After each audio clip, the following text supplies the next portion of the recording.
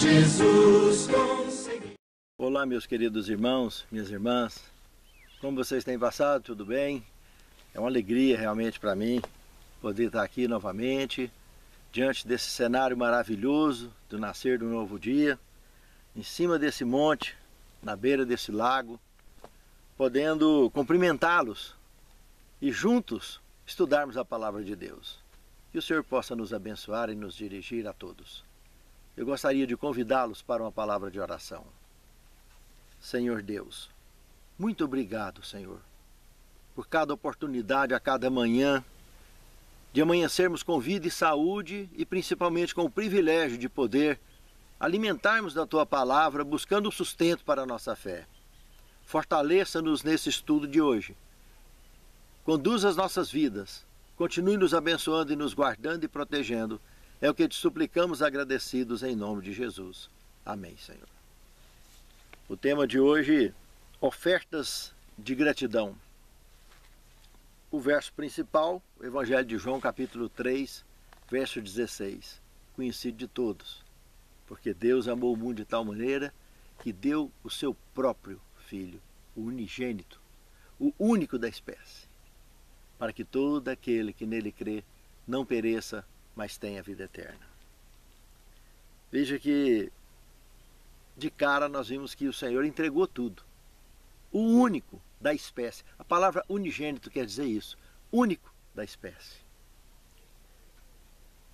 De cara já podemos notar que nessa relação entre nós e Deus não cabe egoísmo.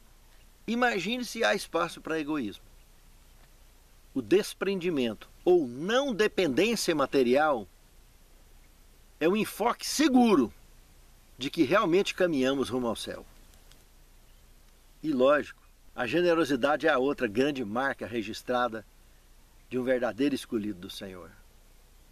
Reflitam sobre isso, meus amados irmãos, minhas amadas irmãs, porque é muito importante aprendermos, acima de tudo, sermos gratos de fato à salvação recebida, às oportunidades de continuarmos servindo ao Senhor em espírito e em verdade no cumprimento da missão do ID. Pense nisso, amado irmão. Pense nisso, amada irmã. Segundo tema, onde está o seu tesouro? Analisando o texto de Mateus, capítulo 6, verso 19 ao 21, podemos concluir o seguinte, que o reino dos céus é uma prioridade segura que nos identifica com Deus. Também podemos estar cientes de que é um foco indispensável para quem vive conectado com o reino de Deus. Sabe por quê? Porque esse tesouro apresentado ali é um tesouro intransferível enquanto focado. Porque muitas pessoas, às vezes, focam durante algum tempo esse tesouro do reino dos céus, priorizam as coisas do reino de Deus. Mas chega algum tempo que eles parecem que querem tirar férias, quer dar um tempo da relação. Aí fica o conselho do profeta João. Guarda o que tens para que ninguém tome a tua coroa. Porque realmente esse tesouro, às vezes as pessoas, eles querem abandonar a fé, deixar a coroa em cima do banco e sair por aí afora, como um plebeu, sendo filho do reino, sendo alguém contado entre os nobres do reino dos céus, entre aqueles que foram cotados, alcançados pelo sangue nobre do unigênito do Senhor. Às vezes a pessoa enjoa disso, né? Aí deixa a coroa em cima do banco e vai. Às vezes alguém chega e encontra aquela coroa e coloca. Esse tesouro, essa coroa, coroa da vida eterna, não tem tesouro maior. Pense nisso, amado irmão. Pense nisso, amado irmão. Terceiro tema, mordomos da graça de Deus.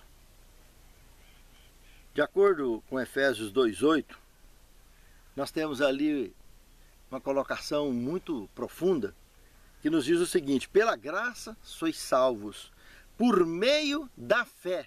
E isso não vem de vós, é dom de Deus. Irmãos, não tem ser mortal, não tem criatura no universo que possa salvar alguém. Somente Deus, que deu o seu único da espécie, só Ele e seu Filho e o seu Santo Espírito, só essa família divina tem o poder de salvar, porque deu o seu único da espécie. Ele nos criou, Ele nos mantém, Ele nos salva, Ele nos redime, Ele nos resgata. Porque nós nos tornamos mordomos da graça. Olha o que diz Pedro, em 1 Pedro, no capítulo 4, verso 10. Servindo uns aos outros como bons mordomos ou bons despenseiros, que são da multiforme graça de Deus. Engraçado, curioso, né? Com isso que Paulo acabou de falar em Efésios 2:8 e o que Pedro comentou aqui agora, concluímos claramente que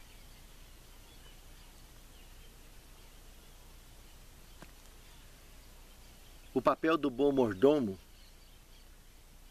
é sempre focar a síntese do decálogo, que é amor. A Deus acima de tudo e ao próximo como a si mesmo. Se encontrarmos esse equilíbrio na palavra de Deus e na nossa vida, fica tudo mais fácil. Como facilita a nossa caminhada rumo ao céu?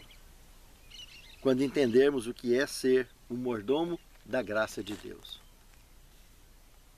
Pense nisso, amado irmão. Pense nisso, amado irmão. Quarto tema, nossa melhor oferta. Interessante, aqui temos Lucas 7, de 37 a 47, que nos conta uma história muito profunda, aonde uma mulher que passou uma vida muito triste desde a sua infância, Maria Madalena, irmã de Lázaro, irmã de Marta. Esses três meninos ficaram órfãos muito cedo, e é o que diz, em suma, na palavra de Deus, tanto na Bíblia quanto no Espírito de Profecia, que essa menina acabou se perdendo e se tornando uma prostituta. No relato da palavra de Deus, Jesus se tornou amigo dessa família. Frequentava a casa dessa família. Vocês conhecem a história de Lázaro, como é que foi a ressurreição de Lázaro. E essa menina aqui foi perdoada por Jesus 3 vezes. Na primeira, quando foi liberta do apedrejamento. A segunda vez, quando ela foi liberta dos demônios. E a terceira vez agora, aqui nesse cenário, quando ela juntou tudo que tinha e comprou um perfume caríssimo, conhecido então por vaso de alabastro com bálsamo. E levou no dia que Jesus estava participando de um jantar na casa do fariseu, tio dela, que ao que tudo indica, a pergunta que Jesus fez para ele no final dessa conversa toda, tinha tudo a ver com eles como responsável pela perdição de Maria Madalena.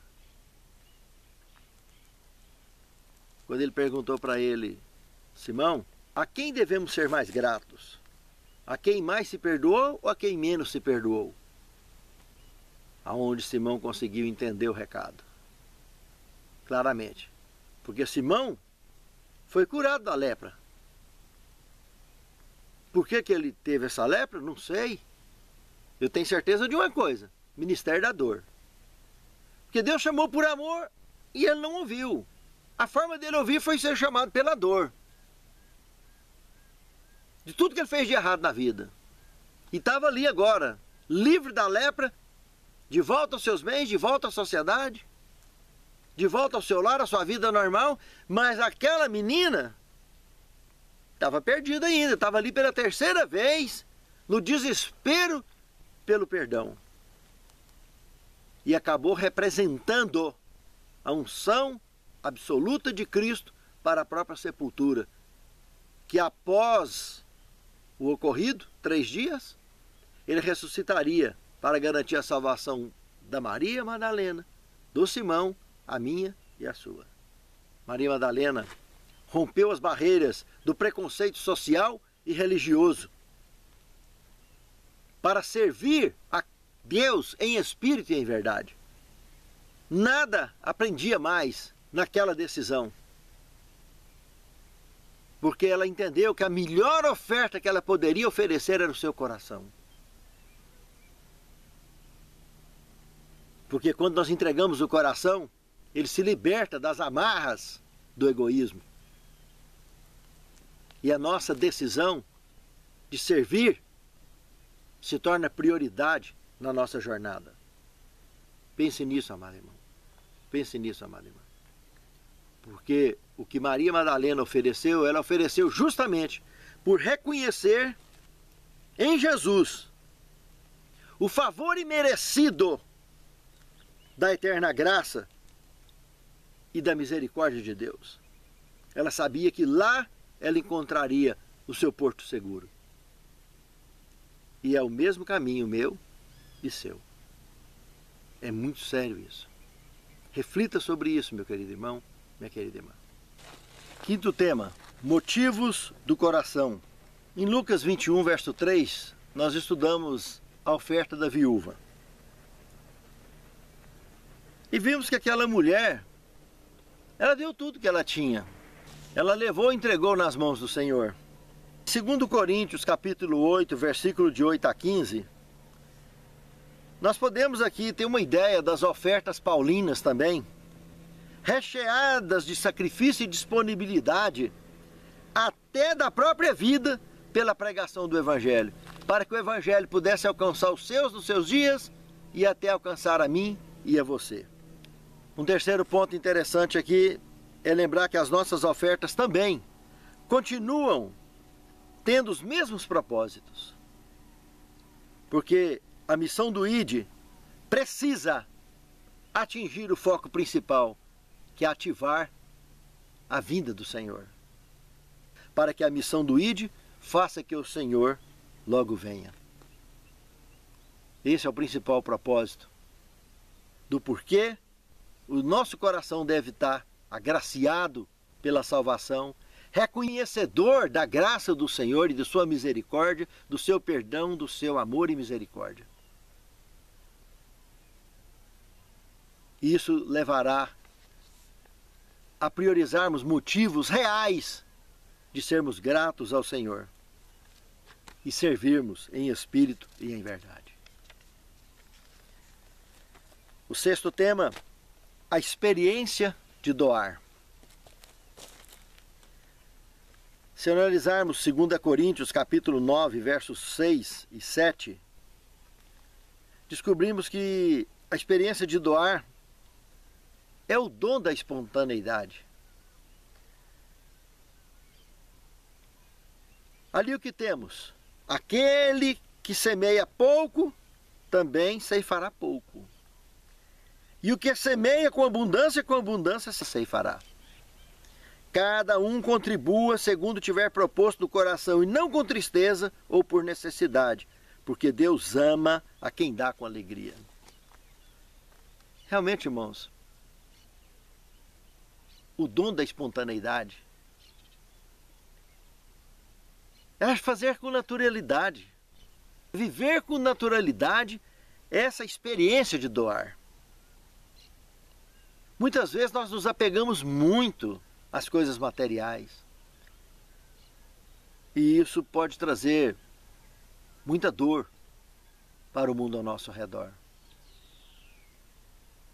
Agora que entendermos que a nossa vida total, tempo, templo, tesouros e talentos, esses 4 T's, vida total, tudo pertence ao Senhor. Quando recebemos das mãos dele, temos o propósito, a missão de administrarmos isso.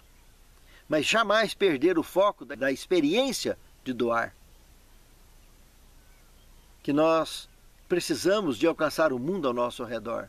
Esse é o propósito do Senhor para com a minha missão e a sua missão. Atingir a todos que estão ao nosso lado, para que ninguém passe sufoco estando ao nosso lado. Porque a nossa experiência com o Senhor nos leva a isso. A promover o bem-estar, não só nosso, mas daqueles que nos cercam. Por onde quer que andemos, neste velho mundo. Pense nisso, amado irmão. Pense nisso, amada irmã. Sétimo tema, o ser e o ter. Eu gostaria de ler um trecho de Conselhos sobre Mordomia, página 8, que diz o seguinte: o espírito de liberdade é o espírito do céu. O abnegado amor de Cristo é revelado na cruz. Para que o homem pudesse ser salvo, ele deu tudo quanto possuía e em seguida a si mesmo. A cruz de Cristo apela para a beneficência de todo seguidor do bendito Salvador. O princípio ali ilustrado é dar e dar. Isto levado a efeito em real beneficência e boas obras. É o verdadeiro fruto da vida cristã. O princípio dos mundanos é adquirir, e assim esperam conseguir felicidade. Mas levado a efeito em todos os seus aspectos, a consequência é miséria e morte, para não dizer perdição. Meus amados, conhecer a relação correta entre o ser e o ter, entre essas duas palavras, nos posiciona corretamente diante de Deus e diante dos homens. Tudo o que temos não é nosso, porque o mais importante é sermos filhos de Deus, é sermos servos de Deus. Daí, o ter será o enfoque da mordomia cristã. Generosidade, amor, misericórdia, justiça, essas palavras estarão expressas em todos os momentos de nossas vidas, porque entendemos a verdadeira relação entre ser e ter. Tudo o que temos é dele. Tudo o que somos é para a honra e glória dele. Que Deus abençoe a mim e a você, querido irmão. Santo Deus, muito obrigado pela direção da tua palavra em nossas vidas. Muito obrigado, Senhor, por nos sustentar ao longo de nossas vidas nas orientações da tua palavra. Conduza-nos, fortaleça-nos e prepare-nos para o teu reino. Que compreendamos os princípios verdadeiros da mordomia cristã e possamos te servir em espírito e em verdade antes que seja tarde demais. É o que te pedimos, agradecidos em nome de Jesus.